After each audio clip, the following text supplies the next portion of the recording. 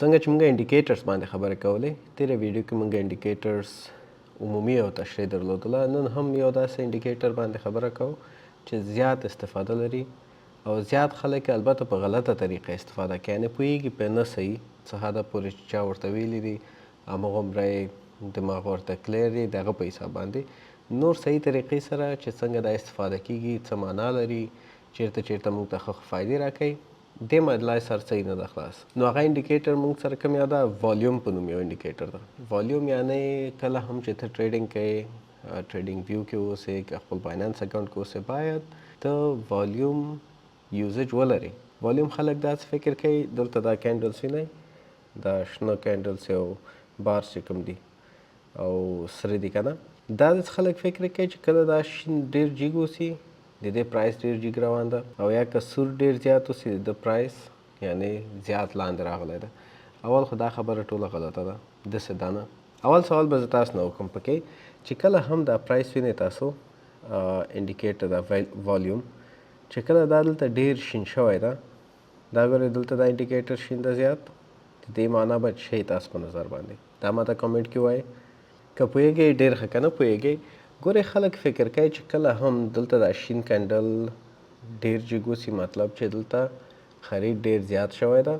او چې کله سور کینډل ډېر جګ وسي مطلب دلته فروخت ډېر زیات شوی ده دا اولین غلط فکر ده چې خلک یې لري په والیوم باره کې چې والیوم داسې نه ده نو د دې دپاره موږ باید د والیوم په صحیح طریقې استفاده باندې پوه شو د دې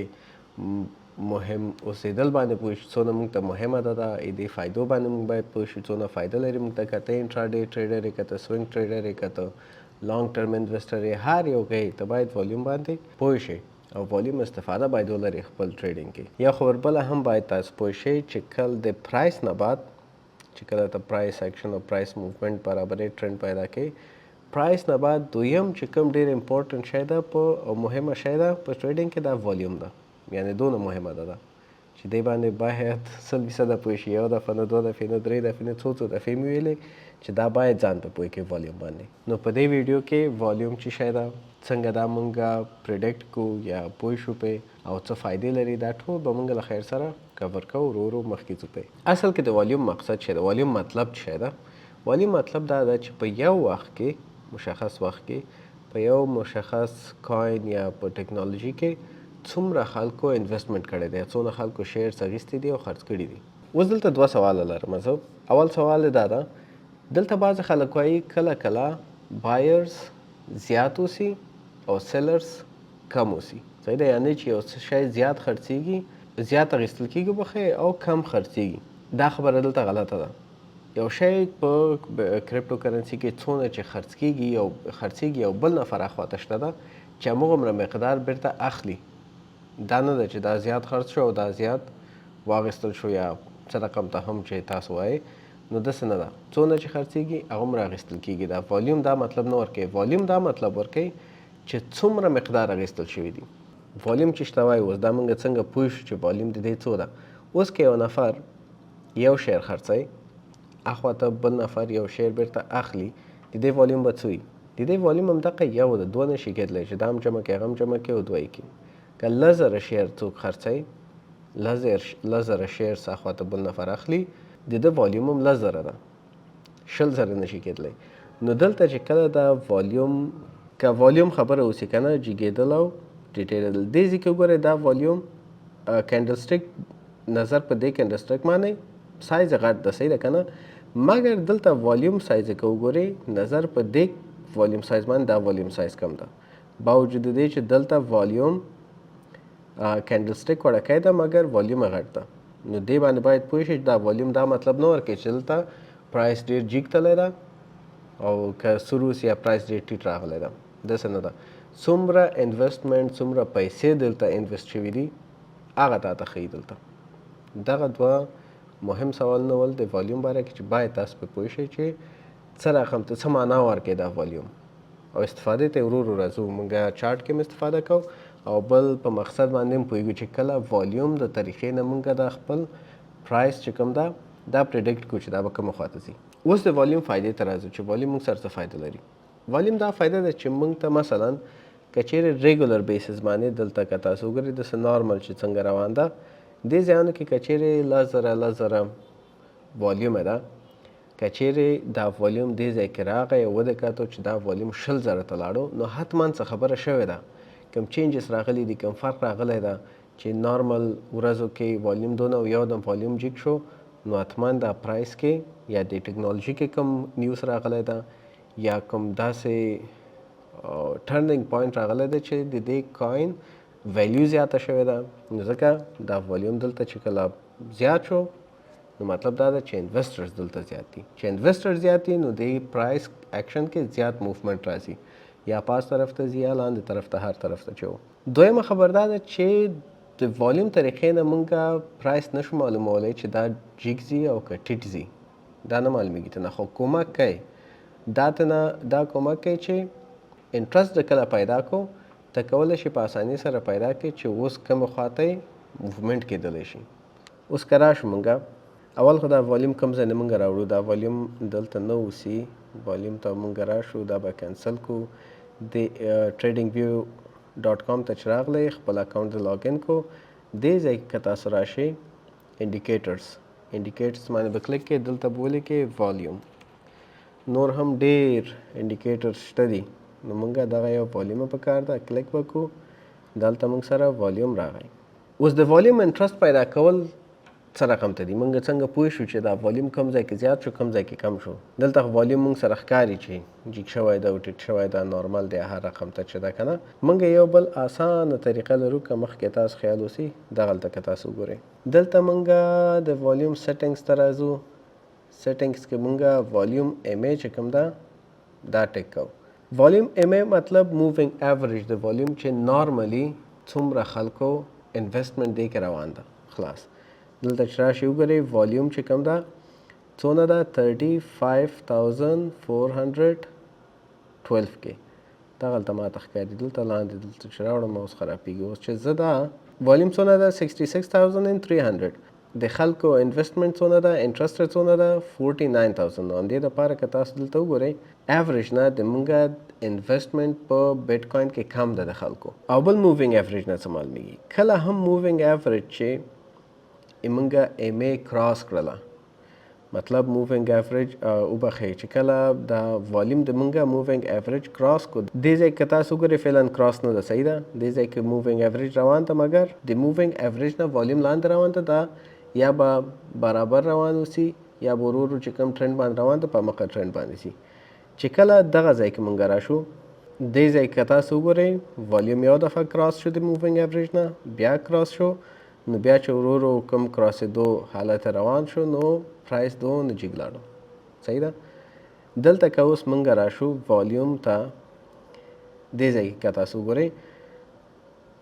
مووینګ ایوریج کې والیوم زیات شوی ده، ریډ والیوم یې ډېر زیات ده، صحیح ده که نه. نو ورو ورو دې ځای نه دې سره پورې ډاون شوی ده، بیا چې دلته بیرته ګرین والیوم زیات ده یا جګ د مووینګ ایوریج نه، د مونږه پرایس ساین دې سره پورې راغلی ده، ولې چې ریډ والیوم کم ده، بیا چې ریډ والیوم زیات شوی ده نو پرایس ورو ورو بیرته لاندې راغلی ده. دې باندې باید خپل ځان لږ ذره صحیح پوه کوئ. بل مونږ سره والیوم کې څه خبره ده چې والیوم او پرایس دا دواړو کمبینیشن باندې باید پوه شئ. مثلا اوس دلته که راشو که نه، دې ځای کې که تاسو وګورئ دلته پرایس جګ تللی ده، صحیح ده، دلته پرایس جګ روان ده، مګر والیوم که تاسو وګورئ د مووینګ ایوریج نه لاندې روان ده، یعنی مووینګ ایوریج نه ده کراس کړی. نو مطلب دا ده چې دا اپ ټرند ده، مګر ډېر ویک اپ ټرند ده، دا به ډېر بیرته لاندې راځي، یا مووینګ ایوریج سره روان ده، دا ګوره بیرته لاندې راغلی ده داسې، صحیح ده. اوس که دلته مونږ وګورو دې ځای کې ګوره اپ ټرند ده، پاس روان ده، او مووینګ ایوریج د مونږه هم والیوم هم د مونږه د مووینګ ایوریج پاس روان ده. ګوره دواړه دوه خبرې شولې، پرایس پاس روان ده، مونږه والیوم د مونږه مووینګ ایوریج نه جګ روان ده، یعنی هغه نارملی چې څومره خرید فروخت کېدو هغه نه زیات روان ده. نو د دې مطلب دا ده چې دا سترانګ بولش ټرند ده. سترانګ بولش مطلب سترانګ اپ ټرند ده، ډېر قوي ده. نو دا وګورئ چیرته تللی ده، دې ځای نه چې کراس شوی ده، ختم کړی ده ځان، بیرته پاس تللی ده. ګوره دا ریډ کینډلز هم شته دي بیرته دې ځای کې ریډ شوی هم ده نو ریډ کې که تاسو ګورئ والیوم زموږ مووینګ ایوریج نه لاندې ده مطلب دغه ډاون ټرینډ امکانات ډېر کم دي دې سره پورې چې راغی والیوم یې کم ده هغې دپاره یعنې 90% پاسبلیټیز دا ده چې دا بیرته لاندې نه ځي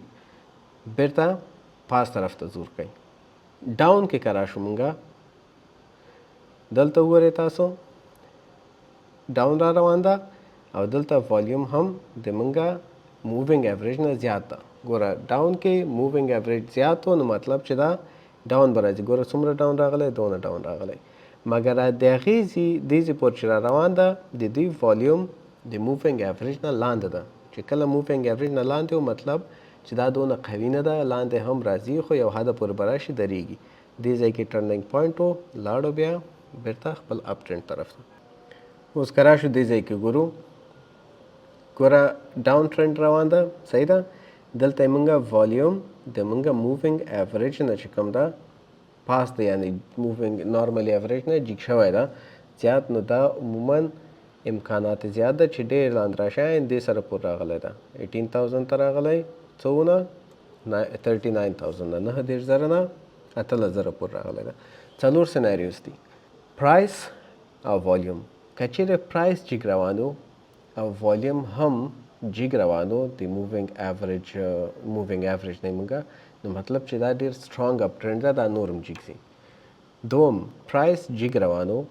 او والیوم د مونږه د مووینګ ایوریج نه لاندې ګرځېدو یا مووینګ ایوریج سره برابر ګرځېدو مطلب چې دا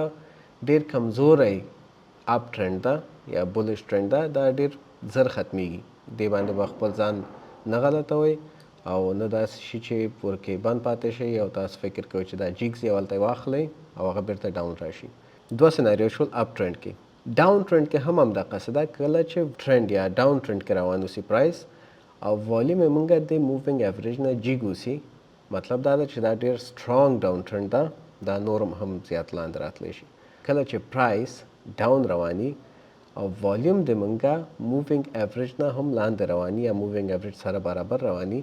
مطلب دا ده چې دا ډېر کمزوری ډاون ټرینډ ده دا لږ حده پورې راځي بیرته درېږي او بیا ټرنینګ پوینټ ته خپله مخه کوي چې یا به سایډ ته ځي یا بیرته اپ ټرینډ ته زور کوي هغه هم تا ته والیوم به انډیکیټ کوي چې کله پرایس یې که چیرې والیوم د مووینګ ایوریج نه جګ لاړو او بیرته په اپ ټرینډ باندې مخوله بیا جګ ځي نو څه سوال هم لرئ کامنټ کې وکړئ زه ډېر وخت بعد راغلم دا ویډیو مې ریکارډ کړل امید لرم چې څه زده کړي اوسي ته نه والیوم باندې ډېر پریکټس وکړئ ډېر ځان به پوه کړئ چې دا څه معنا لري څنګه کولی شئ تاسو په دې باندې ځان پوه کړئ او نو دا ویډیو ګورئ پرې پوهېږئ چې څنګه تاسو استفاده کولی شئ او بله خبره ده چې یوټیوب چینل ما سبسکرایب کړئ دوستان سره شریک کړئ او بس نور